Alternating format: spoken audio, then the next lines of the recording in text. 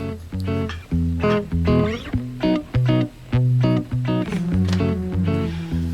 everybody, welcome back to Rockabilly Raven Vintage. My name is Randy. I am the owner of Rockabilly Raven, and I would like to welcome you to the second part of an epic haul that I picked up at an antique store out in Mahoning County, Ohio. So, as I usually do, I jinxed myself. I had to film a second part of the haul because I just had so much stuff. Such a terrible problem to have. But I wanted to show you the rest of what I found at this particular antique store.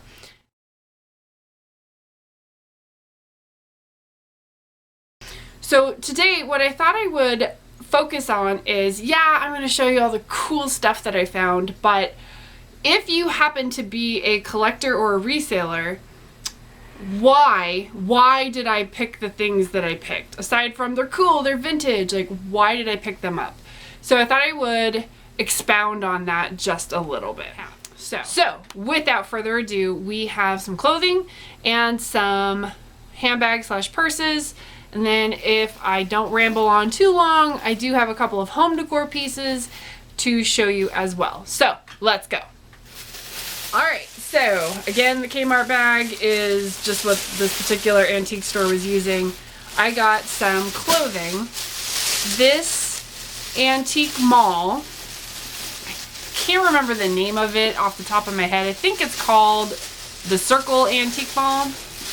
If I can find it, I'll pop it here in the side of the frame.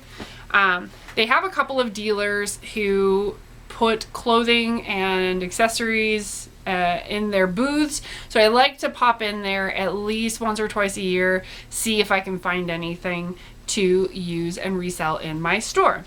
So first of all, I picked up a really fantastic 1940s cotton set.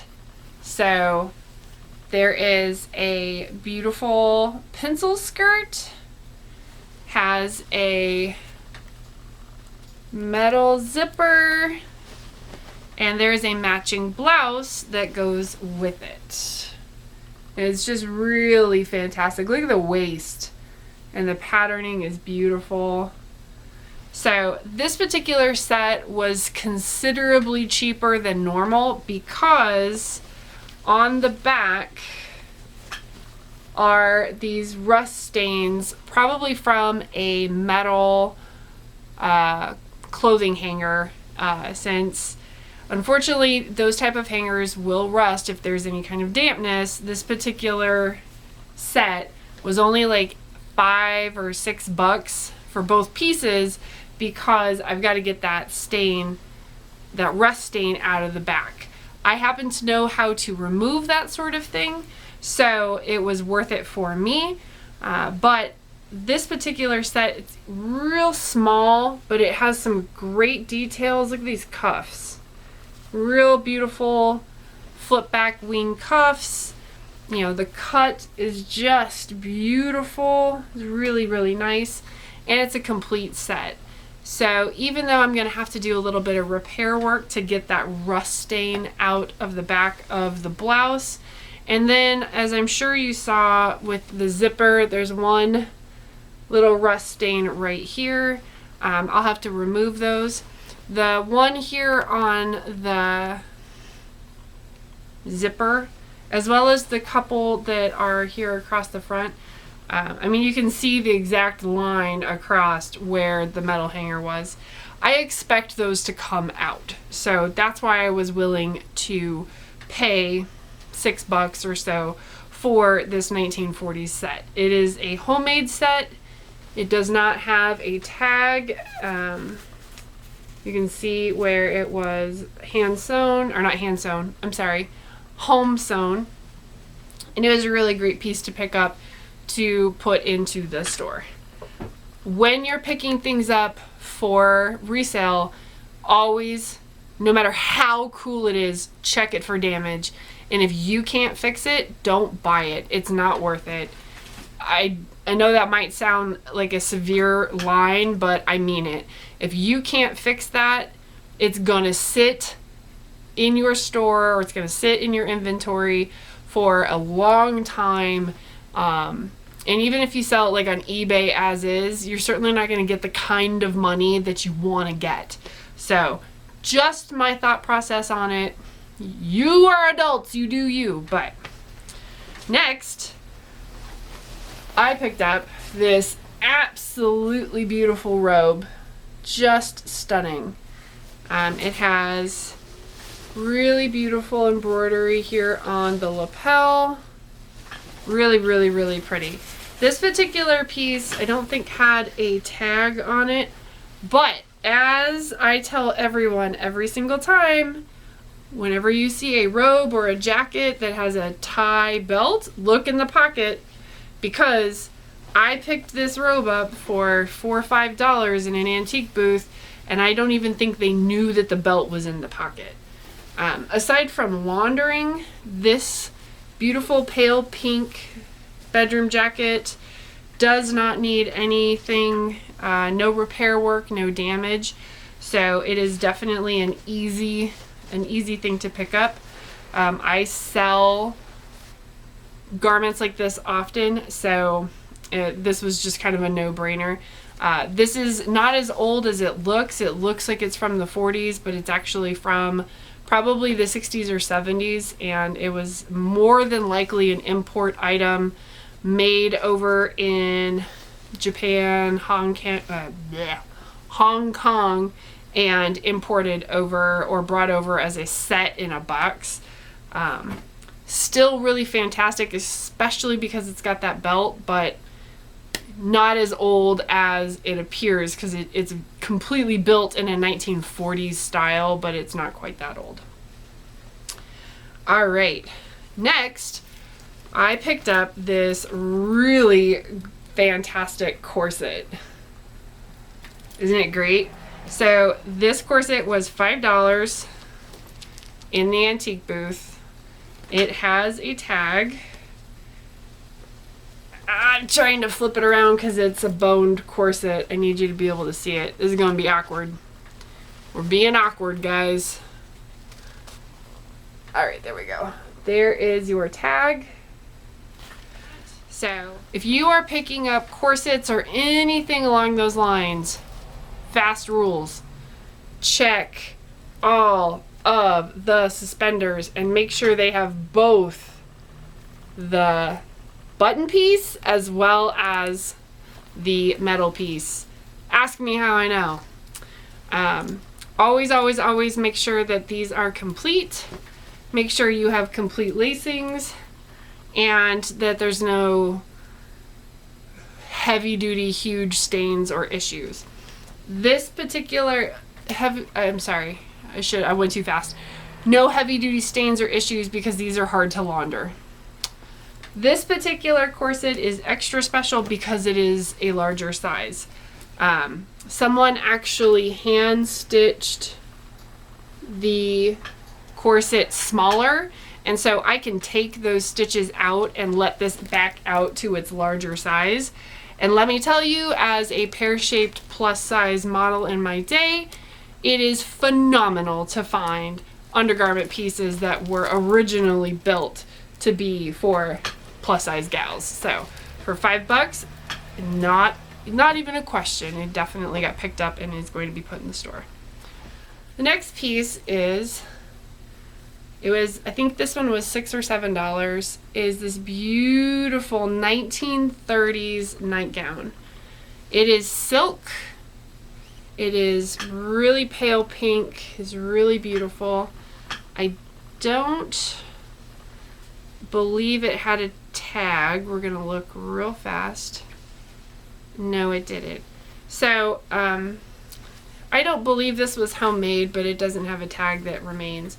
It is bias cut, so it's cut on the bias, so it actually stretches much larger than it looks. And this particular piece, I sell nightgowns quite easily, quite well. This particular piece, unfortunately, the hem has a little bit of damage that I'm going to try and soak out. And if it doesn't soak out, it is a rare enough piece due to its size, that someone will still pick it up for photography. So that's part of knowing your industry. I pick up items that I know people are going to use in film and in photography, and they're going to destroy them anyway. So for $5-6, if I can get that marking around the hem out, it becomes a full priced piece. If I can't get that out, then I have several sources who are looking for vintage items to use in movies and in photos that they're going to destroy anyway. So at least it gets one more life out of it. And last in the clothing is an absolutely unbelievable bias cut silk novelty print dress. And this particular dress has a damage to it, so it was only $3 or $4. Can you see the little dancers? I can't see if you can see. I hope you guys can see it. This beautiful silk crepe bias cut gown is just stunning. It's in beautiful shape, except there is one little wear mark. Now I can't even find it. Oh, there it is. There's one little wear mark right here. Can you see? And that is from fabric fatigue. My plan is to hopefully very, very, very gently patch that, because there is a little extra piece of the fabric that was pinned to the hem of this dress. So I'm going to try and repair that. It is since it's bias cut, it's absolutely got all sorts of beautiful play and movement. It's just going to be stunning. And again, even if I can't repair this, which gosh, I hope it repairs well, because 1930s bias cut dress in a large size, yes, it will still get potentially used for film or photography, and that's okay too, because that again gives pieces one more life, sometimes more than one more life. So that's all for the clothing. Now on to handbags. So in one booth, they had a big 25% off sale, and they had a bunch of adorable basket purses. So this great handbag is already up in my store for sale. Had this great decoupage on the top. It has a great lining and is just the perfect little adorable summer bag, and it was ridiculously affordable. Oh, I killed the light. I'm all blue. Is it coming back? All right, now it's back. Okay. So also in that same booth was this fantastic little basket purse as well. Again, this is already up in my store. Look at this beautiful decoupage. Ugh, really pretty. Look at the little hand paintedness. Has a great lining. It was super, super affordable. The bottom is in great shape, and I could not pass it up to put in the store for the summer. Both of those pieces, there were 12 other bags in there, but both of these pieces were at price points that I could definitely resell. The other ones, even with 25% off, were a little bit too high. So I also picked up these two very boho cotton bags. They were $1 a piece. They are going up in my store. They're fantastic just for running to the grocery store or going out to the beach. And the colors, like, can we just talk about the colors? Oh, love it. Great little handbag. Again, these were $1 a piece, so how could I not pick them up? Especially because they have the long straps. It makes the boho sling it across your body style, just makes it, it's 100% fantastic. And that's why I picked those up. Price point was fantastic, no damage, no stains, and currently trending. So all right, that is it for the handbags. I will show you some of the home decor pieces that I picked up. So I don't show you guys a whole lot of the home decor stuff because I tend to just leave it in my house, but I thought you guys would appreciate it. I picked up this fantastic Macrame Planter. Check out the bottom. It was $2. So as you can see, I love plants, and I thought this would be a great addition to my home. And if for some reason it doesn't work out, I can put it in our home decor store. Also on plants, humongous green macrame planter. I mean, it's just huge. Look how big it is. With these great, look at that.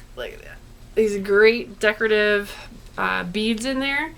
And this was $2 at the antique mall. It was just fantastic. I also picked up a piece of jewelry that I have to repair. It was $1. It is a 1930s beaded necklace, and it is a super easy fix. So when I saw that it was only $1, I was like, I'll take it, I can fix it. So the only thing wrong with it is that the end needs a new connector. So it's a long flapper style wooden bead necklace in really awesome colors, and for $1 I figured it would be easy enough to repair and put in my collection of vintage jewelry. I also picked up, I'll add a picture, a Swan glass vase for $8, and I actually sold the vase out of the back of my car before I even got home. A really good friend of mine from Cleveland was in the area, and he collects green mid-century items, and so I told him, hey, I found this vase, are you interested? And he came over and he literally bought it out of the back of the car before I could even get it home. So I also picked up this mirror. I forgot about the mirror. It's a planter, and the planter is just a homemade wooden, very boho planter. I'm gonna put, look at all the stuff at the other side of the house. Put a plant in here and put it up in my home. I would potentially sell this, but I don't even know how I could ship it across the country, let alone internationally, without busting these mirrors. So I think it's just gonna stay here with me. It was $5. And finally, I might have said finally already, I also picked up a clock. I collect starburst clocks, and as you can see, I added a black metal starburst clock to my collection. It is electric and it works. It keeps time. It's in fantastic condition, and it was like maybe $8. So all in all, between all of the haul of the first haul, the hats, minus the 2 additions, and everything that I have here, I spent less than $100 at this particular antique mall. Everything was discounted in some way. I mean, of course, right now with our pandemic, the antique mall was just super excited that somebody with a mask and gloves was willing to come in and go shopping. So I was really happy to help support many fellow small businesses in the middle of an economic downturn. So if you are a reseller as well, please go out and help your fellow small business owners. There's lots of different interesting places that you can source materials for your businesses. So with that, I sure hope that you enjoyed this haul. I really enjoyed sharing it with all of you. As always, I hope that this video blesses you in some way because your presence here always blesses me. I hope that you have a fantastic day. I can't wait to see you in the next video, and until then, take care. Bye!